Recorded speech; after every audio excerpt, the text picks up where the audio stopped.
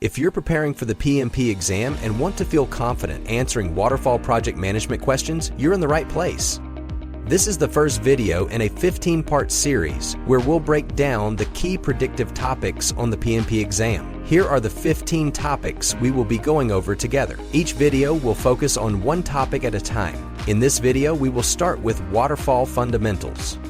For each topic in this series, we'll start with a quick overview and key concepts you need to know. Then we'll dive into a set of 10 predictive practice questions to reinforce your understanding.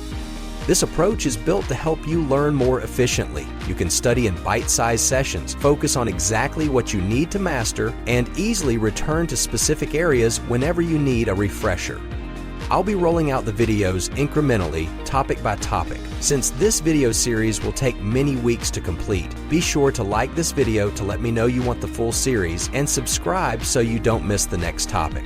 And once the full series is complete, I'll release a master video that combines all 15 topics with 150 predictive questions. If you are interested in Agile practices, we also have an Agile video series that you can find in the video description below. All right, let's get started with the first waterfall topic. The topic we'll cover is waterfall project management fundamentals, the foundation of what many people think of as traditional project management, often called the predictive approach by PMI. In waterfall projects, the focus is on detailed upfront planning. You establish your scope, schedule, and cost baselines early, and then manage closely against those baselines. This approach assumes that requirements are well-defined, stable, and unlikely to change, which makes it a great fit for industries like construction, aerospace, defense, or government projects, where certainty and compliance are critical. The project manager's role in waterfall is more central and directive compared to Agile, but the degree of authority depends on the organizational structure. In a functional organization, most authority rests with functional managers, and the PM's role is more of a coordinator.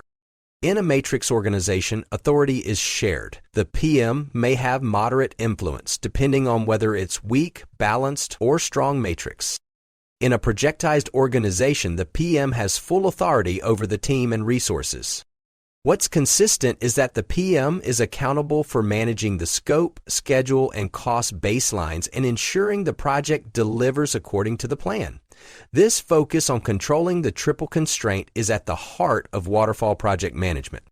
Waterfall projects move through distinct phases of the project lifecycle: initiation, planning, execution, monitoring, and controlling, and closing.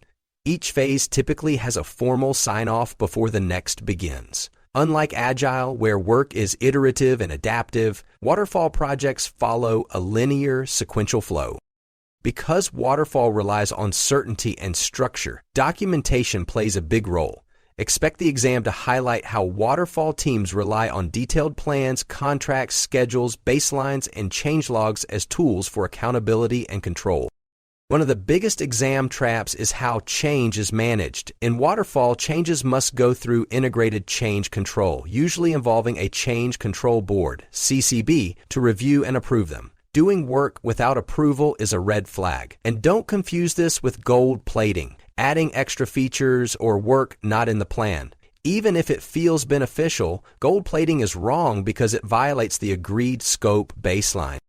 Stakeholder engagement is another key difference. In waterfall projects, stakeholders are typically involved up front to define requirements, and then again at major milestones or final acceptance. They are not engaged continuously as they would be in Agile. This difference often shows up in exam scenario questions. So, to summarize, waterfall project management is about control, structure, and discipline.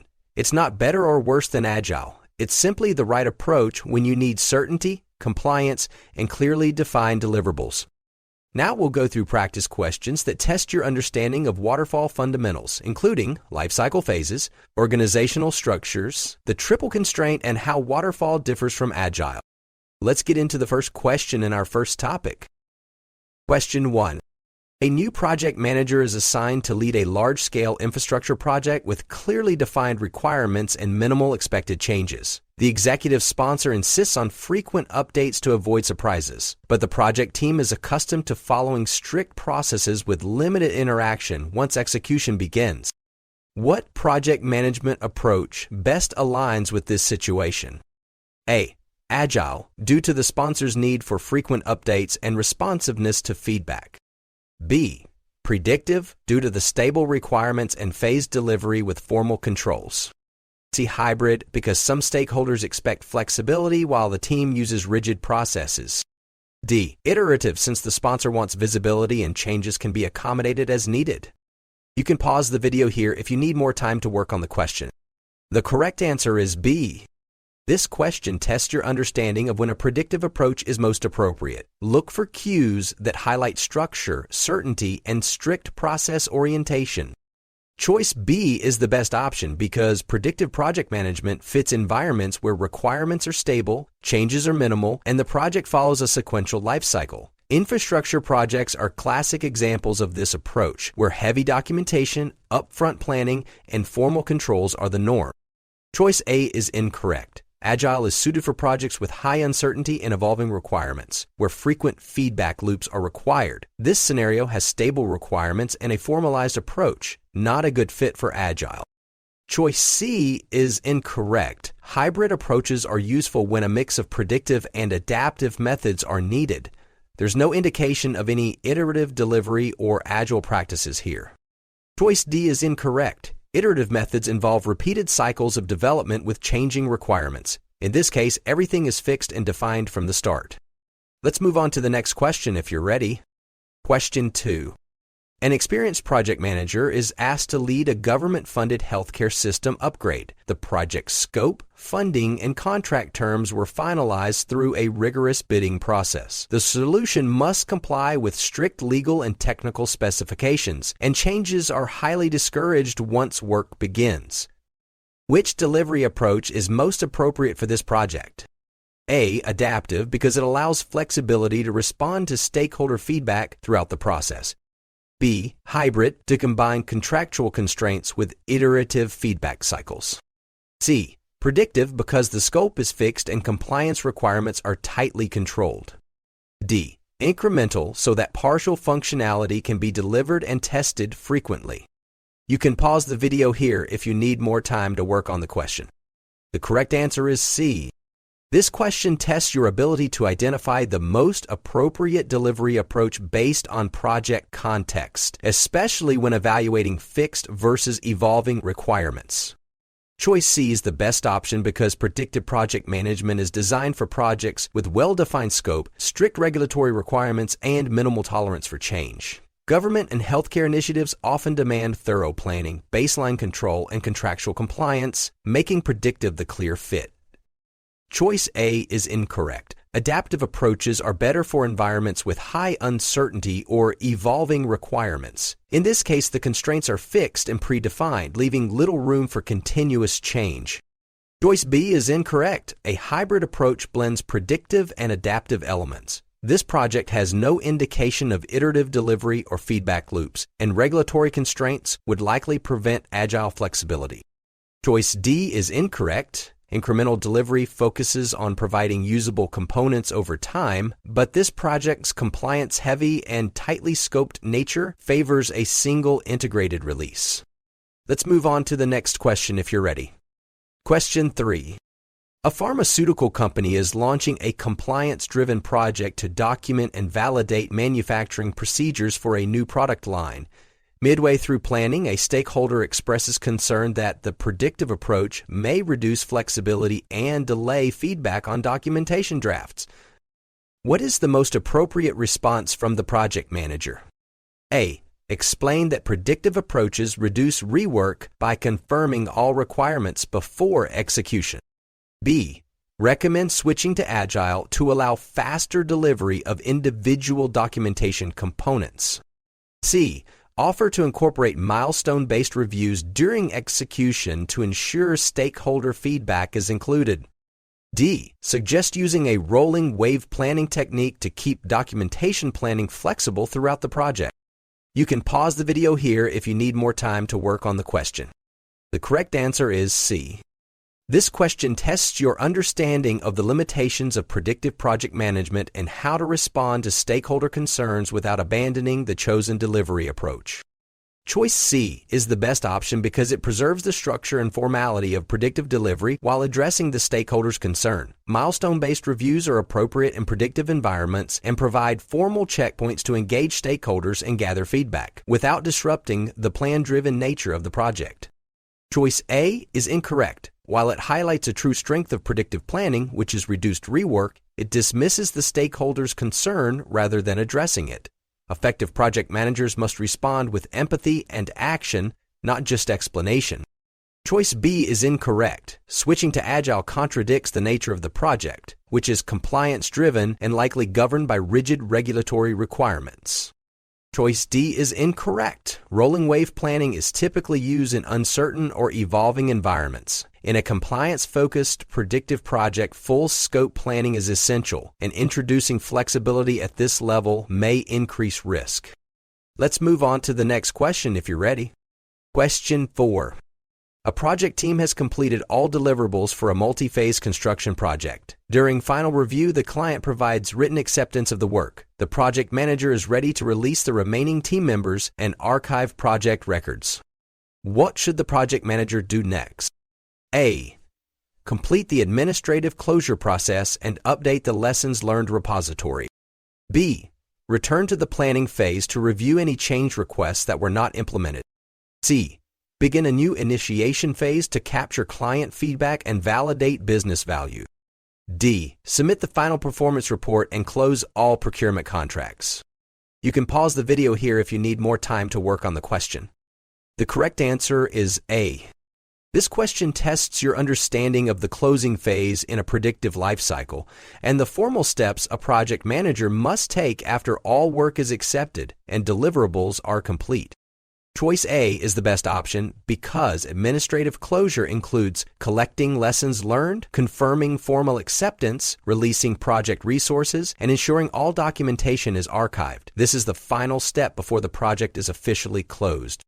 Choice B is incorrect. The planning phase has already passed, and unimplemented change requests would have been handled during monitoring and control, not after client acceptance. Choice C is incorrect. A new initiation phase is unrelated to this project's closure. Client feedback can inform future efforts, but a new initiation phase doesn't belong here. Choice D is incorrect. Closing procurement contracts is part of project closure, but it's only one component. It does not replace the full administrative closure process. Let's move on to the next question if you're ready. Question 5. Midway through the execution phase of a predictive project to develop a regional transportation hub, a government agency mandates a new safety compliance standard that affects an already approved section of the structural design. The design team believes the change is urgent and wants to implement it immediately to avoid rework and schedule delays. What is the most appropriate action for the project manager? A. Instruct the team to document the change, then implement it immediately to ensure compliance. B. Facilitate an internal impact analysis with the team and update the baseline documents to reflect the change. C. Submit a change request through the integrated change control process to assess the impact. D. Advise the sponsor of the compliance issue and request verbal approval to proceed with the update. You can pause the video here if you need more time to work on the question. The correct answer is C. This question tests your understanding of formal change management procedures in predictive environments. Predictive projects emphasize stability and control, meaning changes, even critical ones, must follow established processes. Choice C is the best option because changes in waterfall projects are handled through integrated change control. This process ensures the change is formally evaluated for its impact on scope, cost, schedule, and quality before any action is taken, regardless of urgency. Choice A is incorrect. Implementing the change immediately, even if documented, bypasses formal approval and risks violating contract terms, baselines, or stakeholder expectations. Choice B is incorrect. Conducting an internal impact analysis without submitting a formal change request skips the required governance step. Updates to baselines should only occur after change approval. Choice D is incorrect. Verbal sponsor approval is informal and insufficient in predictive projects, where documented decisions and controlled approvals are required. Let's move on to the next question if you're ready. Question 6. A predictive project to develop a regional airport is in execution. A conflict arises between two subcontractors over scheduling access to a restricted work zone, putting the timeline at risk. The senior engineer proposes a compromise to move one team's work off-site temporarily. The sponsor agrees with this plan to maintain progress. What should the project manager do? A. Support the compromise and update the schedule baseline to reflect the off-site work. B. Evaluate the proposed resolution and determine whether it aligns with the project plan and contract terms. C. Accept the sponsor's preferred approach to preserve executive alignment and stakeholder support. D. Approve the off-site work change based on expert judgment and document it in the issue log. You can pause the video here if you need more time to work on the question. The correct answer is B. This question tests your understanding of the project manager's role in a predictive environment where the PM holds primary responsibility for managing scope, schedule, and contract alignment. Even when sponsors or technical leads suggest solutions, the project manager must validate them against the approved plan. Choice B is the best option because it keeps authority where it belongs, with the project manager. The PM must assess whether the proposed change fits within the existing project plan and contract terms before any action is taken. This aligns with predictive governance and the PM's formal responsibility. Choice A is incorrect. While proactive, it assumes the compromise is acceptable without formally evaluating contractual or schedule impacts. Updating baselines without analysis undermines control. Choice C is incorrect. Deferring to the sponsor compromises the PM's role and skips proper evaluation. Sponsor support matters, but doesn't override the need for formal project control. Choice D is incorrect. Expert judgment is a valuable input but not a substitute for integrated change control. Documenting in the issue log does not replace formal review or approval processes. Let's move on to the next question if you're ready. Question 7. A project to modernize a government records management system is being delivered using a predictive approach. During execution, a key stakeholder begins asking for frequent progress updates and input on technical decisions. The project manager is concerned this may disrupt planned workflows and confuse team roles. What is the most appropriate response from the project manager? A. Invite the stakeholder to daily status meetings to ensure their feedback is regularly captured. B. Inform the stakeholder that predictive projects limit involvement during execution and defer decisions to the team. C. Revisit the communications management plan to determine the agreed-upon level of stakeholder engagement. D. Provide weekly progress summaries and include the stakeholder in decision-making to strengthen engagement. You can pause the video here if you need more time to work on the question. The correct answer is C. This question tests your ability to manage stakeholder expectations in a predictive environment. Unlike adaptive approaches, predictive projects emphasize upfront planning and formal communication channels defined early in the project lifecycle. Choice C is the best option because it demonstrates a disciplined, process-driven approach. In predictive projects, the communications management plan defines how and when stakeholders are engaged. Before making any changes, the project manager should consult that plan to ensure expectations and responsibilities are honored. Choice A is incorrect. Daily meetings reflect Agile practices and may disrupt the execution phase in a predictive project. This change should not be introduced ad hoc without verifying the communication strategy. Choice B is incorrect. While it references a predictive principle, it's too rigid and dismissive. Effective stakeholder engagement requires professionalism and a willingness to revisit plans, not just enforce boundaries. Choice D is incorrect. This seems collaborative, but it introduces new communication channels and decision rights without verifying whether that aligns with the plan, a risky move in a predictive environment. Let's move on to the next question if you're ready. Question 8. A predictive infrastructure project is on track with cost and quality, but a key deliverable is trending 2 weeks behind schedule due to a subcontractor delay. The sponsor asks the project manager to accelerate delivery to meet the original timeline without changing the budget. What should the project manager do? A. Reassign internal resources to the delayed work package and issue a scope change request.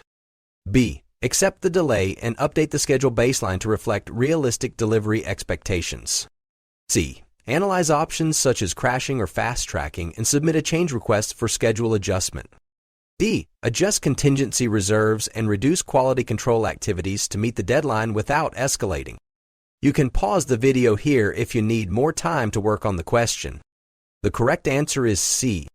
This question tests your understanding of the triple constraint in predictive projects: time, cost, and scope, and how to respond when one constraint, schedule, is under pressure while others, cost, quality, must remain stable. Choice C is the best option because it reflects proper project management in a predictive context. When the sponsor requests a timeline change, the project manager should analyze options like crashing or fast tracking, then submit a formal change request to adjust the schedule. This maintains process discipline and enables informed decision-making. Choice A is incorrect. Reassigning resources may help, but issuing a scope change request is misaligned. The issue is schedule-related, not scope-related. Choice B is incorrect. Accepting the delay and rebaselining ignores the sponsor's directive to meet the original timeline. It also avoids exploring viable options to compress the schedule. Choice D is incorrect. Reducing quality and using contingency reserves without proper evaluation compromises project integrity and violates predictive planning principles. Let's move on to the next question if you're ready. Question 9. A project manager is leading a high-visibility infrastructure project in a matrix organization. During execution, a functional manager reassigns a key team member to another department initiative without informing the project manager. As a result, a deliverable is delayed and the sponsor is dissatisfied. What should the project manager do first? A. Remind the functional manager that the resource was committed and escalate the issue to the sponsor. B. Document the issue in the risk register and proceed by assigning a backup resource to maintain schedule. C. Schedule a joint planning session with the functional manager to reprioritize the project's remaining resource needs. D. Clarify resource assignment expectations with the functional manager and update the resource management plan. You can pause the video here if you need more time to work on the question. The correct answer is D. This question tests your ability to manage resource conflicts in a matrix organization where authority is shared. It focuses on applying integration and stakeholder management without defaulting to escalation. Choice D is the best option because the functional manager controls resources in a matrix structure. The project manager should clarify expectations and update the resource plan, a collaborative response that preserves the relationship and supports ongoing alignment. Choice A is incorrect. Escalating too quickly may harm the relationship with the functional manager. PMI emphasizes resolving issues at the lowest possible level first, especially in a shared authority model. Choice B is incorrect. Assigning a backup resource is a short-term fix but does not address the root cause, the communication breakdown with the functional manager. Choice C is incorrect. While it appears collaborative, reframing the issue as a reprioritization effort misses the immediate problem. A resource was pulled without communication, and expectations must be clarified. Let's move on to the next question if you're ready. Question 10. During execution of a predictive project to deliver a municipal water treatment system, a department head proposes modifying the specifications for one of the subsystems. The project manager refers to the original design documents, which were signed off after an extensive planning phase and used to establish cost and schedule baselines. What should the project manager do first? A. Reconfirm with the department head that the proposed change is necessary and revise the work breakdown structure accordingly. B. Initiate a formal change request and evaluate its impact on scope, cost, and schedule baselines. C. Review the requirements traceability matrix to validate whether the change was previously approved. D. Instruct the engineering team to assess feasibility before initiating the change control process. You can pause the video here if you need more time to work on the question. The correct answer is B. This question tests your understanding of how to manage change requests during execution in a waterfall environment. It evaluates whether you know when and how to initiate integrated change control to protect scope, cost, and schedule baselines, especially once planning is finalized.